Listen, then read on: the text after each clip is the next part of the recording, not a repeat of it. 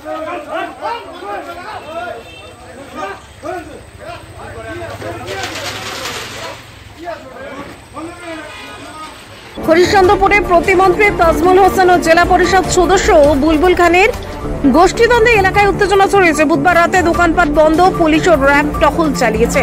মন্ত্রীর অনুগামীদের বিরুদ্ধে তৃণমূল নেতাদের বাড়ি দোকানে হামলার অভিযোগ উঠেছে।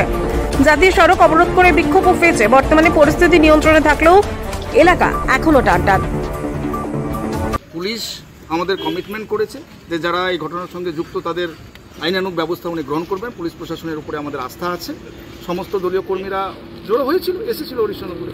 এখানে গণ্ডগোলের কোনো ব্যাপার ছিল না। বিভিন্ন গ্রাম থেকে আমাদের হরিশ্চন্দ্রপুরের যে বিভিন্ন অঞ্চল, বিভিন্ন গ্রাম গতকালের ঘটনার শোনার পরে তারা খবর নেওয়ার জন্য এসছে যে তাদের নেতার উপরে কি হয়েছে না হয়েছে, ঘটনার খবর নেওয়ার জন্য এসেছিল। এবার পুলিশের কাছে কি খবর আসছে না আসছে সেটা তো আমরা বলতে পারবো না। পুলিশ এসেছিল, পুলিশ তার আইনের ডিউটি করেছে।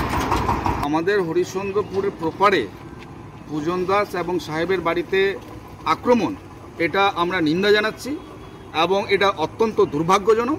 এবং পুলিশ কমিটমেন্ট করেছে, পুলিশের উপরে আমাদের হরিশ্চন্দ্রপুর পুলিশ প্রশাসনের উপরে আস্থা আছে, ওনারা আইনানুগ ব্যবস্থা গ্রহণ করবেন, এটা আছে।